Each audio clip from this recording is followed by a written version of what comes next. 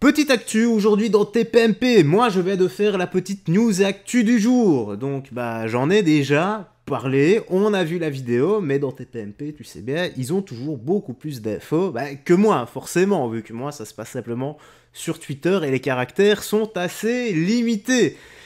Alors, qu'est-ce que c'est? Tu l'as lu dans le titre, hein, un jeune homme handicapé qui s'est fait V dans un centre commercial et en plein jour, donc les gens ont tellement peur de la justice qu'ils font ça n'importe où, n'importe quand, maintenant.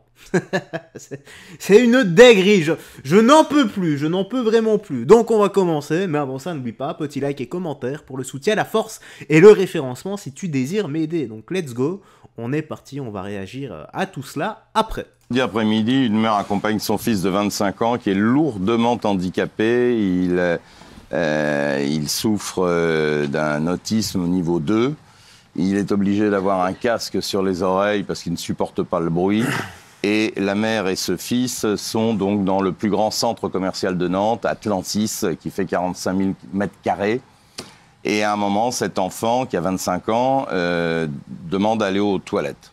Et sa mère s'arrête à la porte où il y a écrit gentleman, enfin homme, pardon, et laisse donc son fils aller aux toilettes. On est dans un centre commercial. Elle dit qu'elle pouvait malheureusement pas y aller. Elle aurait oui. mais bon, elle voulait pas déranger. C'est vraiment le dernier endroit où on peut. Personne qui était dedans. Oui. C'est le dernier endroit où on peut imaginer qu'il va vous arriver quelque chose.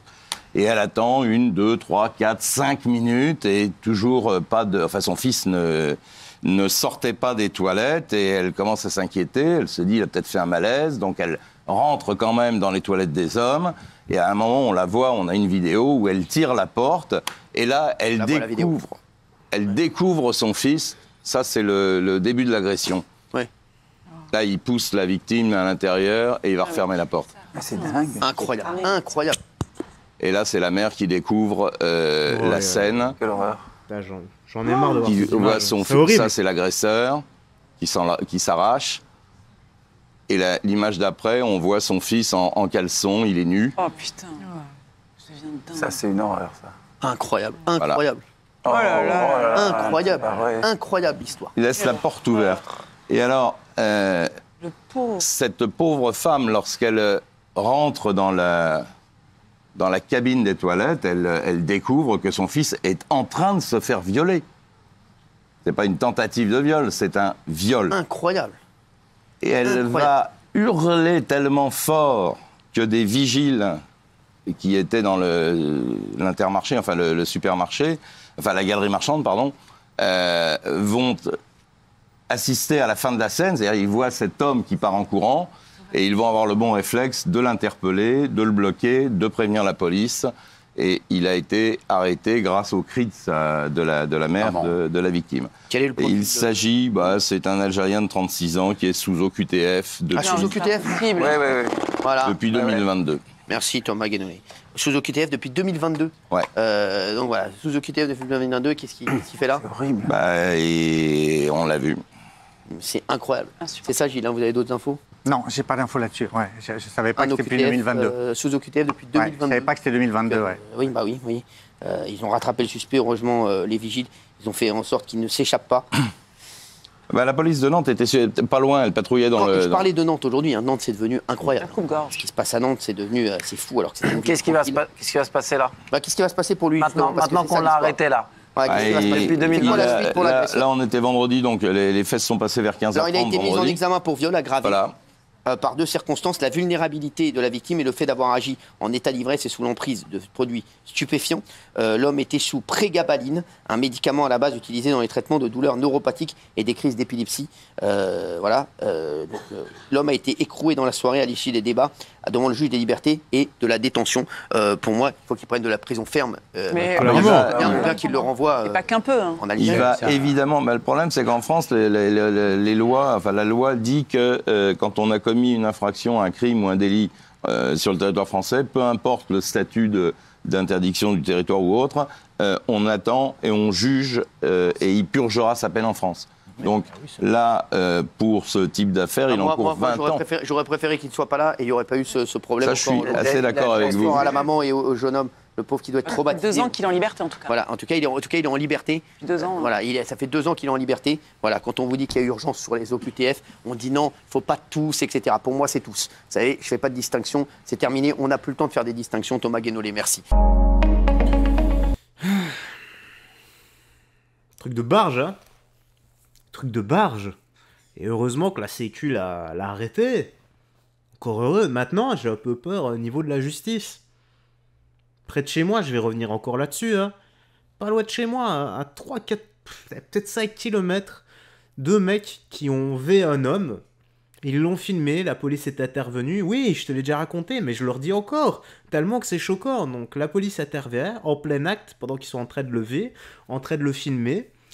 Ils passent en justice, malgré les preuves, malgré que les mecs ont avoué, eh bien, ils ont pris 5 ans de sursis. Ça veut dire qu'ils sont dehors, tranquilles. Voilà, les mecs sont peinards alors qu'ils ont détruit la vie d'un gars et d'une famille qui lui ont laissé des dégâts physiques, une humiliation. Je sais pas si on se rend compte hein, de la dinguerie que c'est. Et je ne comprends pas. Certains disent dans l'espace commentaire, oui, mais il n'y a pas de place dans les prisons, c'est normal qu'on les laisse dehors. Non! Ce n'est pas normal qu'on laisse des gens comme ça, des criminels dans la nature. Là, on parle pas de petits délinquants qui ont volé, je sais pas moi, du pain ou de l'eau pour ne pas mourir de faim ou de soif. Là, on parle de personnes qui ont commis des actes totalement irréparables. Ça détruit des vies et eux, ils sont tranquilles dehors. C'est ça que je ne comprends pas. J'en ai juste assez de cette justice totalement laxiste et complice de tout ça. On devrait réformer ce bordel. J'en ai marre. Voilà, je le dis clairement, j'en ai marre. Bon, la suite ici, qu'est-ce que c'est? Bah, vite fait, hein. On va vite fait écouter ça. Voilà, parce que si je commence à m'étendre là-dessus, je vais encore dire des mots que je vais devoir biper. Parce que tu sais bien, la modération est sur mon dos qui est super épais. Michel Marie, des trafiquants tentent de récupérer 23 kilos de cocaïne dans les locaux des stupes. C'est quand même incroyable. Si je devais titrer en presse écrite, je dirais ils osent tout. Hein là, dans la nuit de vendredi, non, enfin, vendredi dans l'après-midi, une Colombienne, une mule, comme on dit dans ce jargon, se fait interpeller à l'aéroport de Roissy avec 23 kilos de cocaïne pure dans une valise. Elle est placée évidemment en garde à vue dans les locaux de l'OFAS, c'est l'Office de la lutte contre les stupéfiants, qui a des bureaux à Roissy. La drogue, les 23 kilos sont donc saisis. Cette femme, cette Colombienne, est placée donc en garde à vue, elle va partir au trou. En attendant, les trafiquants, parce qu'il faut quand même savoir, j'ai fait le calcul tout à l'heure, à la revente, ça vaut 5 millions d'euros. Oh 23 kilos de cocaïne pure. Oh Eh ouais, 5 millions d'euros. Oh Donc, inutile de vous dire que les narcotrafiquants, ils avaient envie de récupérer cette quantité de drogue, 5 millions qui leur passent sous le nez, et ils avaient balisé la valise, enfin, ils avaient balisé les pains de cocaïne, parce que c'est compacté, ils avaient balisé les pains de cocaïne, ce qui fait qu'ils pouvaient géolocaliser leur marchandise. Et là, ils géolocalisent la marchandise, ils s'aperçoivent qu'elle est dans les locaux du service de police de lutte antidrogue, et ils se dégonflent pas. En pleine nuit, ils s'aperçoivent que c'est pas surveillé, que c'est pas gardé. Ils y vont, ils cassent une première porte, une deuxième porte.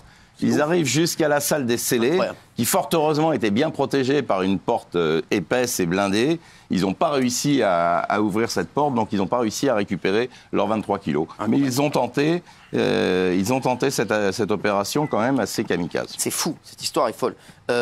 Je pense que Louis Boyard est sur le coup et que voilà, il est super intéressé à la revente. Voilà, si tu passes par son code promo, voilà, Boyard 10, eh bien, il peut te faire quelques réductions. En tout cas, la petite news actu se termine ici. Dis-moi dans l'espace commentaire ce que t'en as pensé.